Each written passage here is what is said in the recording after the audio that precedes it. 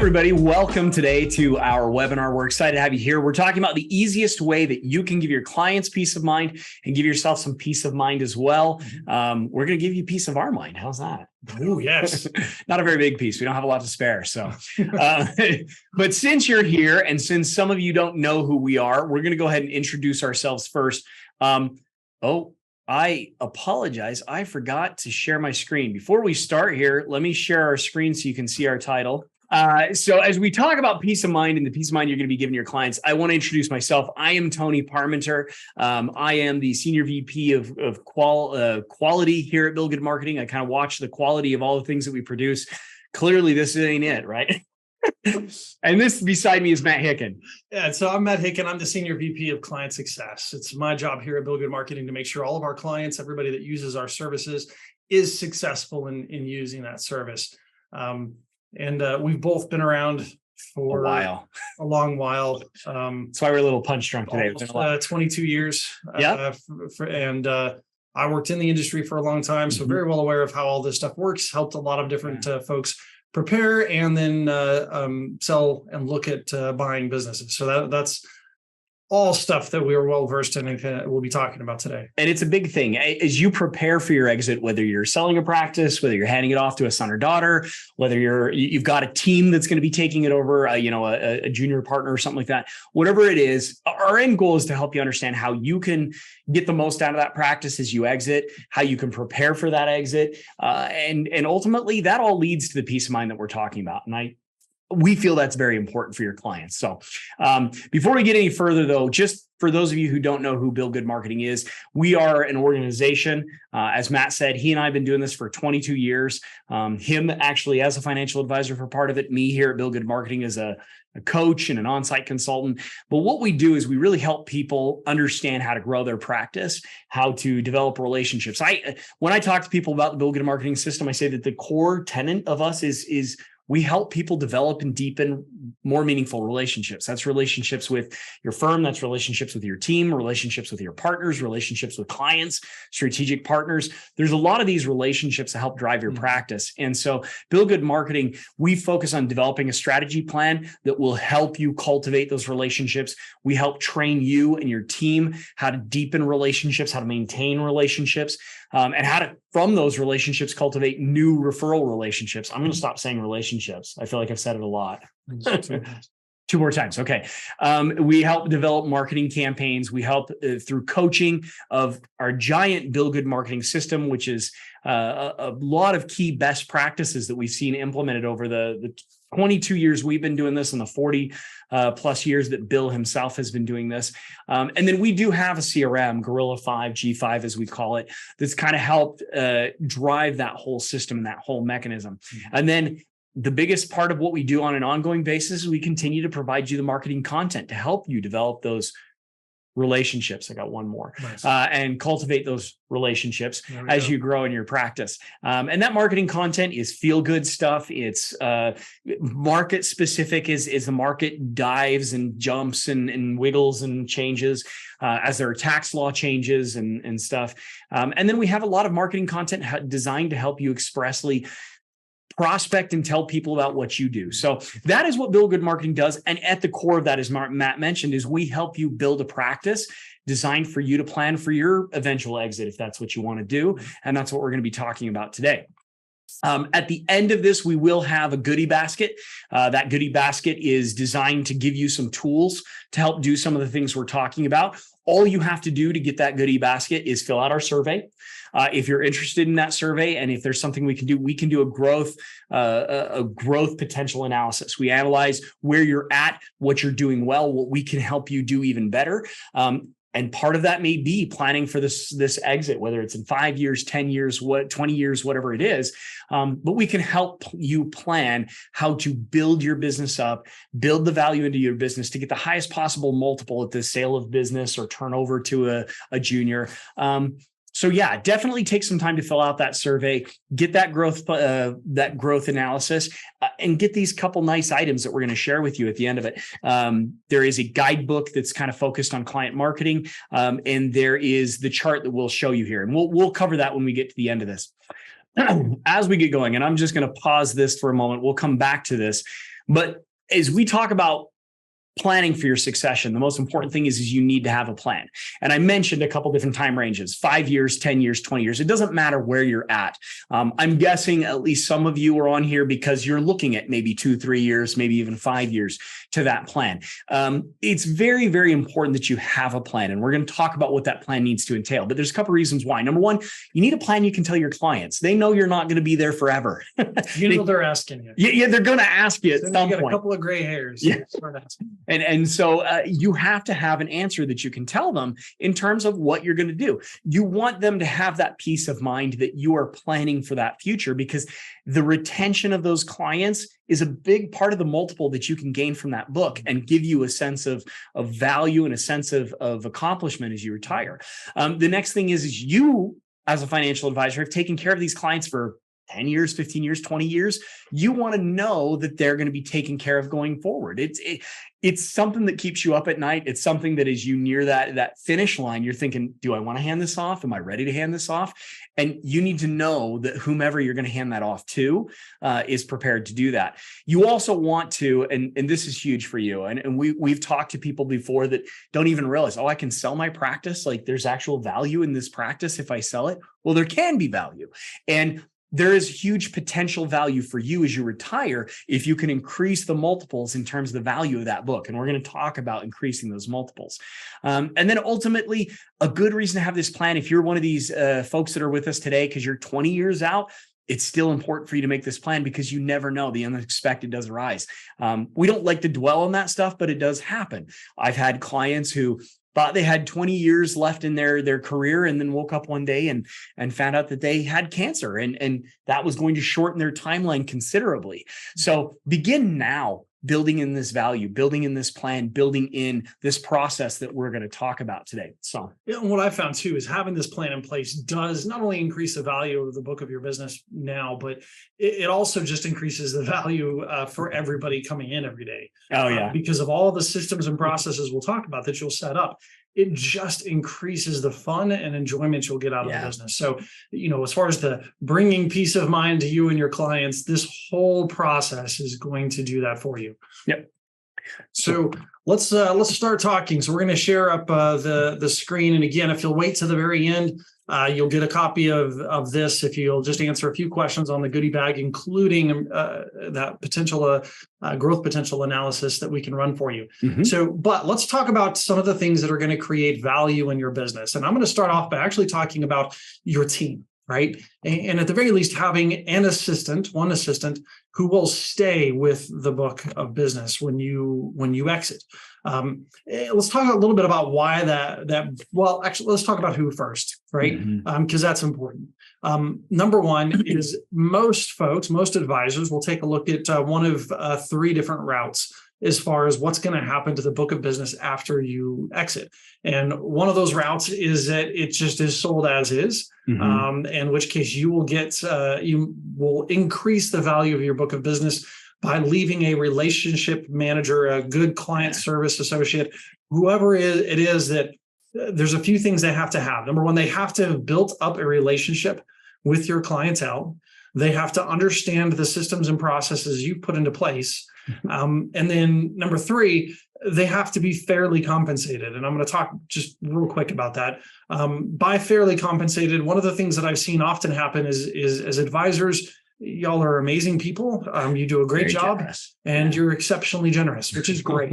However, part of the value of your book has to do with the profit of the book. And if you are being exceptionally generous and paying your assistant, 30% of all production, and I want you to go and look at your numbers that way. So if you're at $200,000 in production and you don't think about the fact that you're paying your assistant $100,000 a year, that sounds great, but that is half of the profit of the business. So that does lower the value of the book because obviously they have to keep getting paid in order to stick around. So be generous, but we have set formulas that we recommend. We can definitely work with you on making sure that they are fairly compensated, motivated to continue to do more, and yet also not being a massive drain on the business. So that being said, we'll have a service manager that has good relationships and is able to keep and maintain those relationships. They also have to maintain the processes. And then the other thing to think about is localized service, right? So if this is a service assistant that you have who actually is functioning out of another city in another state, that doesn't necessarily help as much, right? Because you'll open up the potential buyers of your book by having somebody local that's going to be there locally to help manage that book there, right? So, and that brings me to the second type of person that typically stays with the business, and that is a junior advisor or a service advisor. Now, what's great about that is if you bring up somebody into that advisor role, and we do have a process that we go through for that, it's not one of the biggest mistakes I see with this position is we bring them in under the promise that they're going to take over the book of business. Yeah. And then we bring them in, and 3 months later, we realize they can't pick up a phone and talk to anybody. Like their ability to talk to people is nil. In which case, not going to work taking over the business. And then it causes all kinds of problems trying to get rid of them. And to be clear, it's not bad to bring on somebody to take over the business, but you don't make that promise up front. You have to bring them on. And we've got a whole process we talk about to develop somebody into a junior advisor, and then maybe a partner in the practice, and then maybe the senior partner. But you're evaluating their capacity all along the way. Yes. And so don't make that promise up front. Bring them in, see if they can be that service advisor, and see if they have potential to grow into something else. Yeah. And they move from business development, CEO to service area to business development officer, then to service advisor, hire planner, and then they can work their way into full advisor. So there is if they do a great job, they could. But if not, you can say, great, you're a great service advisor. I got to sell this book somewhere else. And you stop at this stage. So, but the cool thing is if you have somebody that's going to be there. Now, either they could eventually be the person that buys you out. Right. And we'll talk about that later. Or they are the person that stays with the book that increases the value of the sale and is then able to stay and maintain that book of business for whoever purchased it. But that's the key is we're looking for somebody that can actually manage the relationships, the processes, and make sure that there's localized service. That's what we look for in these key team members. Yeah. And the other thing is you mentioned there's a couple different ways that this book can be sold or turned over. It could be, like he said, you're bringing in a junior advisor, you're building them up and selling the book out to them. It could be a son or daughter. That's the second way we typically see this book being passed on is to a son or daughter. And the third is somebody just comes in and purchases it. In all three of these scenarios, you have to have that transitional person, that person who's going to be there through it. If you don't, you lose clients. And remember, your multiple in terms of value of the book and what you get out of it is largely dependent upon the retention of those assets over the payout period on that book. And so if you don't have someone who those clients know and can turn to and can talk to help in the transition of that book, you have a high percentage of those assets that take off. And definitely it's more impacted on the higher end of the assets. The more assets a person has, the less stability they have to hold on to, the more likely they are to pack up and go find somebody else at that point in time. So once you've got the team member, and that team member needs to be with you for 3 years, 5 years, somewhere in there, enough time to cultivate meaningful relationships with those clients that are being held on to. The next thing you have to do is you have to organize processes. We at the Bill Good Marketing System, we have what we call the 110% gorilla chart. It's a big part of our system that we deploy to our clients. It has 162 different job responsibilities and best practices to help you manage an office. Now, that in and of itself, if all you had was that chart and said, here's the core of our system, that's huge added value. Just being able to say, we have a system that's built around this. But then you have to really begin the process of customizing this to your unique practice. You have a specific way you do business, a specific way you manage money. You have a specific way that you engage your clients to get introductions to referrals and to cultivate and develop and maintain those relationships. And so those processes have to be written down. So we definitely say to our clients, take what we've given you, this gorilla chart, start there, and then just customize it there. You end up with a written operational manual is really what you need. A manual that says, here's the way we bring on a client. Here's the way we manage a client relationship. Here's the way we run a client appreciation event and the way we run a client education event. Here's the way we do our portfolio reviews. That written process does a couple things. Number one, again, that stability, that consistency as those clients start to work with a new financial advisor. Now, some of those things might change over time with the new financial advisor, but you want that transition to be smooth and consistent over time, instead of it like, oh yeah, you used to meet with your financial advisor once every 6 months. Great. I'll send you a letter once a year and we'll meet every 2 years. That's a very sudden, like whipsaw kind of change, and not something that's going to lead to a high client retention. So you want to end up with, here's my manual of my processes and how we do that. And then you've got this person who knows those processes. The next thing is you need to be able to explain to this financial advisor that this is what my clients have come to expect. They're used to this. They're used to this level of engagement. They're used to hearing from me on a monthly basis in terms of a letter, or hear from a phone call from us once every 60 days or 90 days or whatever. I sit down with everybody once a year and review their plan. This helps that financial advisor who's taking over the book, whether, again, it's a son, a daughter, a partner, somebody just buying the practice. It helps them know what those clients expect from the relationship, and maintaining that client expectation is one of the biggest contributors to the retention of those assets. If, again, you have a sudden whipsaw change, it becomes very uncomfortable for the client, and the client might start looking over the fence for someone else or something else at that point in time. So that manual becomes a key piece in doing that. So these are some of the processes that you want to make sure that you do address. And there's a question in our chat that has to do with this, and I'm going to answer two parts. As far as the processes that every team needs to have out there and written out, number one, you need to make sure that you have an onboarding process written. And that is everything to do with onboarding, all the processes, both internal and client-facing parts of those processes. Number two, a process for when somebody passes away. So when a death happens, how do you close out the accounts? How do you make sure that you have enough death certificates and all of that? So it's that whole bit of the process there. Number three, as far as processes go, is what are you doing as far as client communication is concerned? And there's kind of multiple parts to that. There's the client communication that you send via email and letter, hard copy. What do you have a process for when you send text messages, and what does that look like? What are the rules that you follow as an RIA or whatever there? But then also your communication process for what is your proactive way of reaching out and making sure you communicate with them.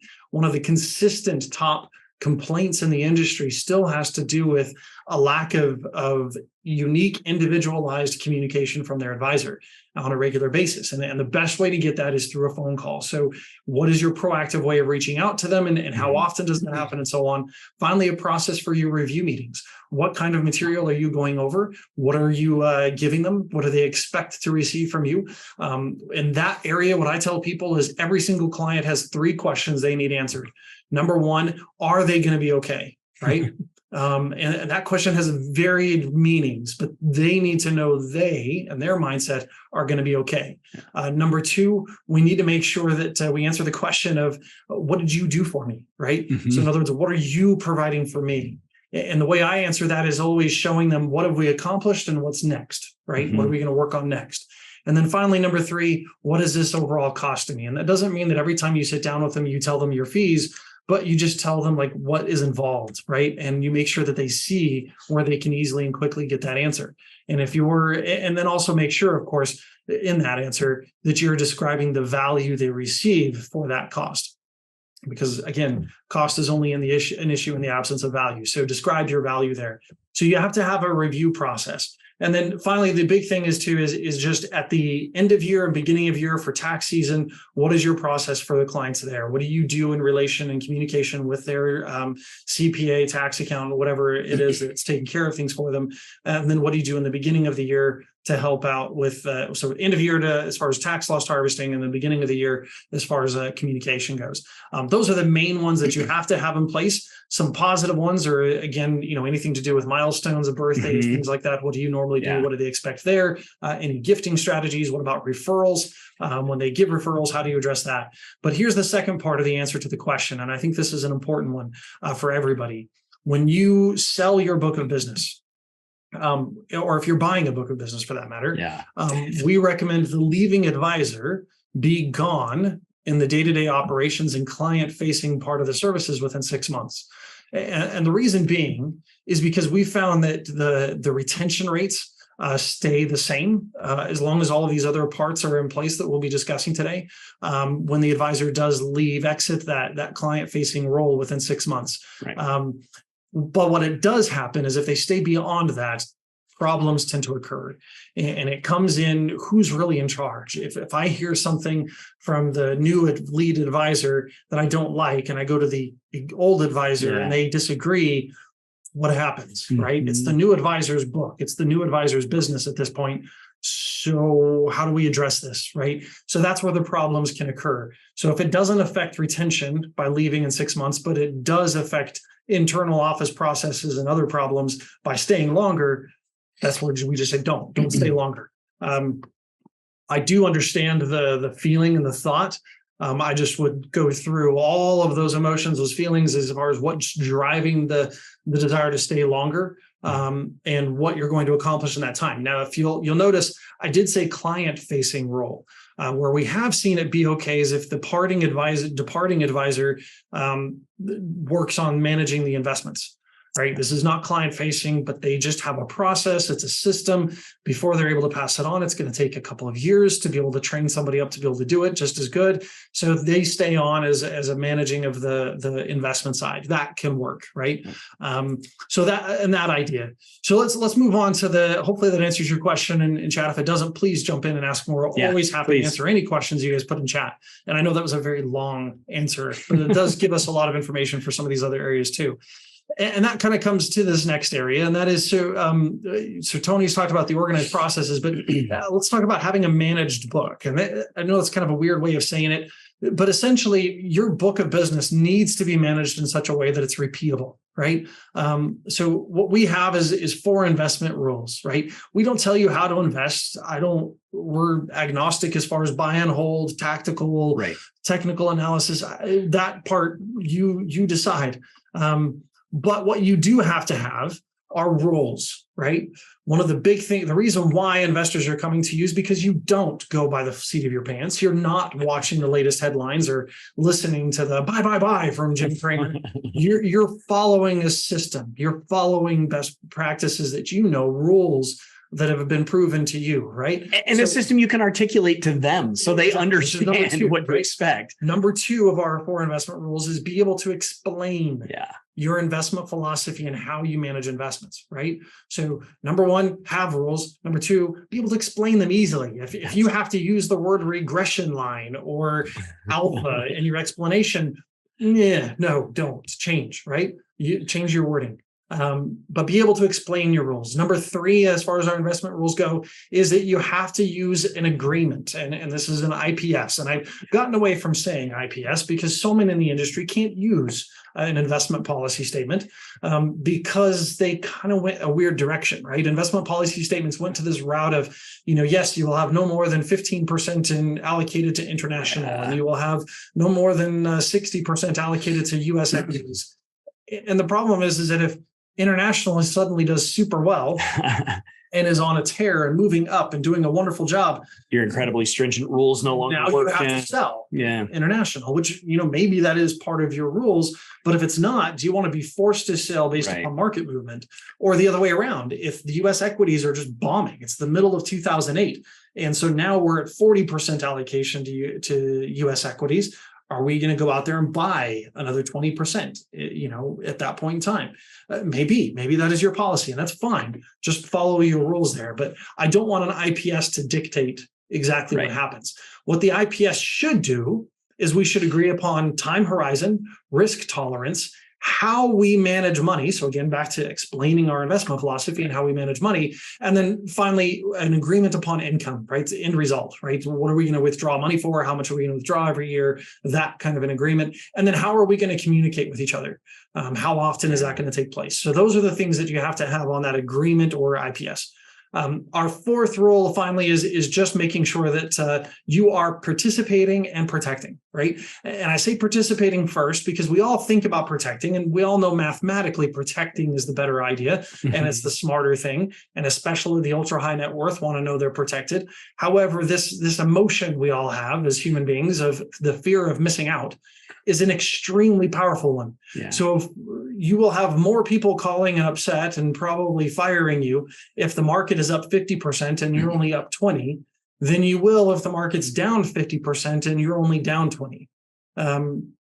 So people still don't like going down, right? They don't like the downside, but they want to know they're participating in the upside. So make sure your rules are back tested such that you are protecting and you are participating. So as long as that's in place and you have a very clear way of explaining this, and this is kind of the two parts to the managed book. You have those 4 rules in place, but then you also are able to clearly express your value and exactly what it is that you do. And you want to be able to do this for whoever's buying your book too. Yes. Then you have the managed book part of this whole equation in place. And I think this would be a good time, now that we're just over halfway through, to talk about why. Why are we doing all this, right? Because we talked about increasing the value of your business. We've seen these 5 things. And if you actually go out to other, succession planning firms, people that help you specifically with this, they actually, they say the same thing, right? As far as these 5 areas, they might call them something different. They may say there's only 3, but they put 2 of them in together with another one. But we all have the same things because that's what it is, right? It's just what it is. If you have these 5 things in place, you can as much as double the value of your book of business. So if you didn't have any of these in place and you were going to sell yours at a less than 1 multiple, then you should be able to get up to over 1 to 2 times multiple, as far as 2 times trailing 12 sell on your book of business. So worth it 100%. Number 1, it makes your life now better. And number 2, it increases the value of your book of business to sell later. Well, and I'll be frank, in talking to some of my clients who've bought books of business, and I don't know if anybody who's on today is somebody who's more interested in buying, but when they start investigating books to acquire, these are the things that they're looking for. Because if I'm a financial advisor and I want to acquire Matt's book of business and he doesn't have any of this in place, I have to go out and assess, like, are the clients, in a position they should be in? Do I need to make significant changes? Am I going to have to go pull every client in one by one and walk them through a new investment process? Like, what work is it going to cost me as the incoming financial advisor to take over this practice? And so having all of this established and written down so that the clients understand it, that team member who's going to continue through the transition understands it and can talk about it, and making sure that the acquiring financial advisor has that information written down, that allows you to pass that off to them. And they're going to feel a lot more confident that way. And it goes back to that process manual, that procedural manual I was talking about. Oh, 100%. Well, I think let's stop sharing so that we can, we can really get into this discussion here, because these next 2, I think, are super important. And it's one that I think a lot of people overlook. Honestly. Okay. Yeah. So as we talk about the next thing, demonstrated retention, you have to be able to demonstrate retention in your book. So you have to be able to show, I have this much incoming in terms of new assets, this much incoming in terms of clients, and we'll talk about demonstrated growth. But you have to demonstrate that as you fill that bucket with new assets, as you fill that bucket with new people, you are retaining them. Now, it's never enough to simply demonstrate, hey, I have retained assets. You have to talk, especially in these valuations, what are you doing to retain the assets? And that's incredibly important, because a firm that does valuation, or a firm that's looking at the value in the book, they want to see not that you got dumb lucky and it was a really good past 5 years in the market, and so everybody just stuck around out of apathy. Or the other one that I see often is that they have great retention because they all love the advisor. Yeah, right. Think about that for a second. If you leave, what's going to happen? If that's the only thing that's retaining them is you? Yes. Yeah, that's not going to work. Then your valuation goes down, or it looks really good, but the valuation is based on the retention of assets over the payout period. And the minute you walk away, there's like a cork pulled on that bucket and the assets just leak out, your payout is going to drop rapidly. So when we talk about demonstrated retention, you have to show, what is my client retention process? How often are you communicating with them? What is the nature of the communication that's there? How are you engaging them in your process and engaging them in their future? Matt, I think, hit on this when he said, show them not only what you've done for them up to this point in time, but talk to them about what's next. What is the next step in the process? And what is going to be the step after that and the step after that? Having a client engaged in that process with the financial advisor and with whomever is that transferable assistant or that person there through the transition demonstrates that we have a plan to retain these assets. So you want to look at things like frequency of communication, style of communication, what you're communicating to them, what the content of the materials will be. How often are we talking to them? How often are we sitting down with them? How often are we just spending time at a barbecue or at a golf event with them? How do we manage the interactions we have with these clients so that they feel like they're part of something bigger than themselves and feel very connected to that thing, whatever it is. Now, if you can demonstrate, here's my retention formula, here's the formula that I use, and that new advisor can come and plug themselves into that retention formula, that dramatically increases the likelihood that those assets, you're not going to pull a cork and watch water go flooding out of that bucket. You're going to retain those clients. They're used to that process. We have, as part of that 162 point chart of the Bill Good Marketing System, we have a whole section dedicated to the client retention formula, the client engagement formula, and what Matt will be talking about next in terms of demonstrated growth, but the referral growth formula as well.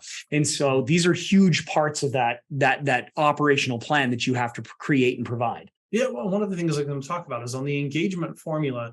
One of the steps is that you become the family financial advisor, Mm-hmm. right? So that you're just not working with the current generation. And this is one of those things that and actually I missed a couple of things under the managed book. So I'm going to come back to that and then also talk about this. So a couple of things that are the value of the book is obviously the average age of client.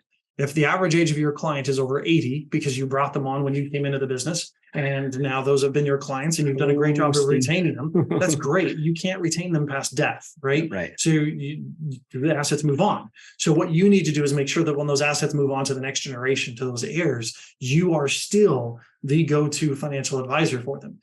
So that's what part of the engagement formula is just maintaining those younger relationships. And then we'll talk about bringing in new young relationships with the growth portion of the plan. The other thing I failed to mention as far as the managed book, as far as the assets that you hold in your platform, whatever it is, whatever models you're following. If it's a bunch of dividend paying stocks, fantastic. Everybody can hold those, easily transferable. If it is, however, a bunch of fixed indexed annuities, several proprietary firm products, maybe a bunch of hedge funds, that's where you're going to have a harder time moving that kind of a book. There was a book that we looked at while I was in the industry that we evaluated as to whether or not we wanted to bring it on. And one of the biggest problems is a couple of the mutual funds that were a large portion of the holdings in their models were things that we couldn't hold anymore. So that was going to have to be a sell and then a buy of something new right off the bat. Mm-hmm. And in those taxable accounts, that's not something I want clients to feel or experience with all of this other change that's going on too, right? That's a recipe for sending them somewhere else. Mm-hmm. So make sure that the assets that you're using are, yes, in the client's best interest, first and foremost, 100%. And also that they are transferable, that they're easily moved. Now, if you're going to sell your book, if you're at a firm that's a huge firm and you have plenty of people that can buy your book of business within your firm, fantastic. If you're an independent RIA, you got to be a little more careful. There's more and more firms that have matchmaking programs now, which I think are fantastic. Yeah. And if you're in this phase where you're starting to look at this, definitely look at least at the matchmaking programs and see what they do for you. But bear in mind, everything we're talking about still applies even within that matchmaking program. You still have to demonstrate that value because somebody inside the firm is going to do that valuation. And these are the things that they care about. So most definitely. So just again, on the engagement formula, I would just make sure that you are following, and we have a whole process for becoming the family financial advisor that we can help you with if that's something that you need to get going on.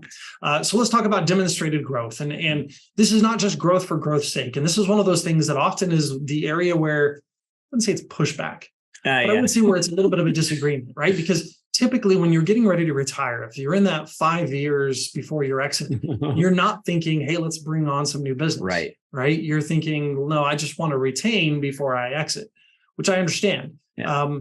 What we're talking about is not going out there and, the Bill Good Marketing promises that will double your production or work half as much, right? We're not talking about doubling your production in the last 5 years. We can do that. Yeah. Although if that's what you want to do, because you really want to get a multiple go. That is what we do.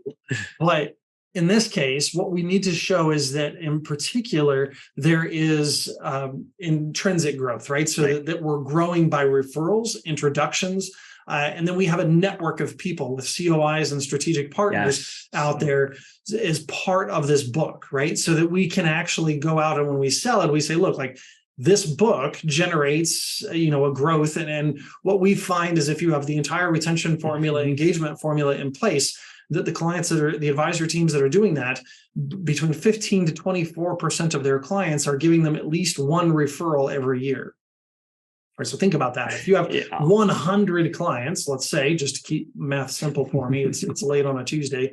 So if you have 100 clients, that's getting between 15 to 24 referrals every year. Right. Right. That's better than a lot of books out there. And as a buying advisor, if I see that your business is growing by that amount, and I think, well, even half of that, I can maintain that level of growth after, pulling on this side of the book, that's fantastic, right? That's great.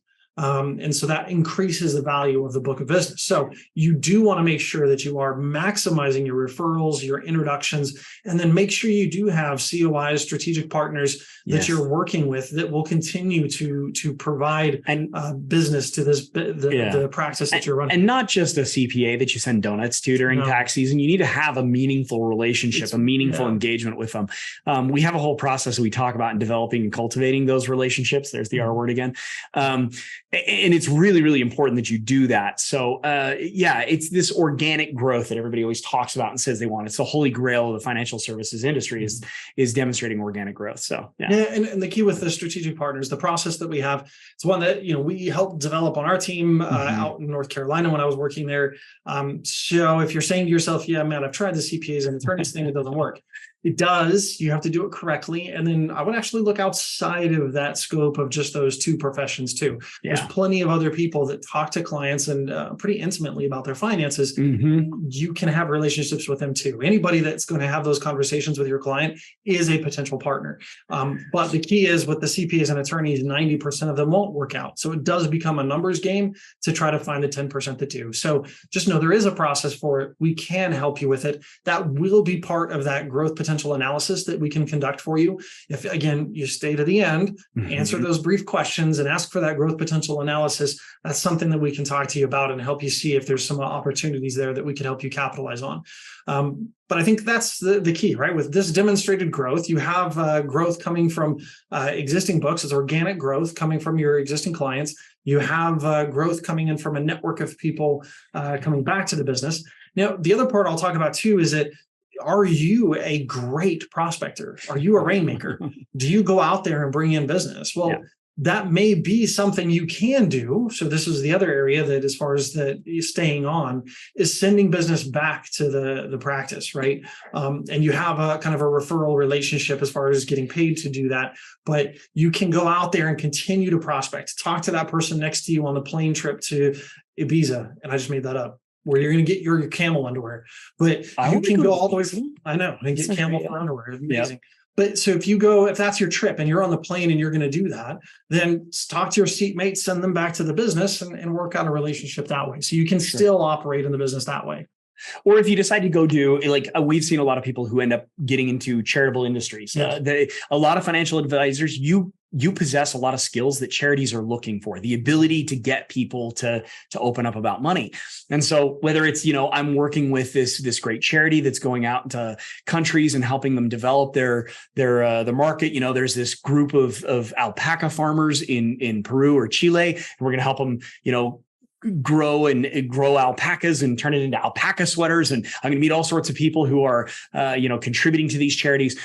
That involvement, again, allows you to make introductions, meet new people, and refer those people back to the business. And it might be very fulfilling for you to go out and help bring back lots of alpaca sweaters for people to utilize and be introducing these wonderful charitable givers to the financial services practice that you built up in at the same time. So I'd say if you don't have your own retirement plan, as far as, I'm sure you have your retirement plan with your finances, but if you don't have a plan for what you're going to do day to day, that's a great option. Not the alpaca sweaters or the camel underwear, but those are good options. But as far as what you can do, definitely find a charity that you can work for. They need your skills. Yeah.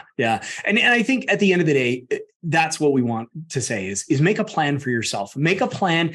And all of this that we talked about is the plan that you have to write down. At the end of the day, when you do the valuation, they're going to look at all these elements of this plan. Do you have a person? Do you have a plan as to how you're managing the practice? Do you have an investment plan and how that's managed and how your clients understand it and how you can pass that off to the new financial advisor? Do you have the expenses of all of these things that you've developed written down and a budget as to how you expense it out and what the revenue is? These are the things that they look at in terms of valuing your book. But the added value for you is, if I'm going to back out of this business, if I'm going to sell this business, hand it off to a junior or hand it off to an heir, what am I then going to do with myself? And what's the added value for me there? And believe it or not, if you can come up with this plan and you can come up with a team who's going to support this plan, and you can come up with your hope, your vision, your dream. Remember, most of you got into this business to help people plan for their retirement future and their retirement plans. And you've been excited as they've planned for their trips to Ibiza and their trips to Chile and Peru to go to alpaca farms. Now, as you talk about your future and you talk about what your future entails, they're going to want to be as involved in that as you've been in their future. And so this plan as a whole gives you the opportunity to go to those clients and say, here's where I'm headed. Here's what I'm planning to do. And here's the plan I've put together to make sure that as I exit and head off into the sunset, you've got a team that's there to take care of you. You've got good retention processes, this new financial advisor that I'm introducing you to and building a relationship with. And that's very important. So if you guys have questions, now's the time as we kind of wrap this up before we show you the last little bit here. And I'm going to throw the slides back up on screen so you guys can look at it one last time as we kind of conclude here. But so the big question we always get as we talk through this massive, massive plan and this massive, massive process that Matt and I have gone through is, where do you begin? Well, we've built these columns the way we have for a very specific purpose. The first thing you need to do is start building that team. Start building that person who's going to be there through the transition. They are critical, and their input and their kind of buy-in as you build the plan of processes, as you figure out how you're going to write down the management of the book, as you figure out how you're going to retain the assets and retain the clients and grow it, they need to be a big integral part of all that. Like Matt said, it could start out as a service person and only be a service person. It could be somebody who grows from service to relationship management to junior advisor to ultimately the one who takes it over, and they believe in that practice because they were there through that whole growth process. But that team member, that position is the first thing you have to do. Well, and part of the reason for that too is that right now, if you don't have them already in place, yes, yeah, right, it's exceptionally difficult right now to find them. I mean, you're looking at 3 to 6 months, most likely, before you find them. Now, I've seen find faster. We've helped people actually hire, and it can go faster. Yeah. But if you plan on 3 to 6 months, then you won't get desperate and do one of the biggest mistakes I've seen, which is hire the best applicant, right? Not the best person for the job, just the best applicant.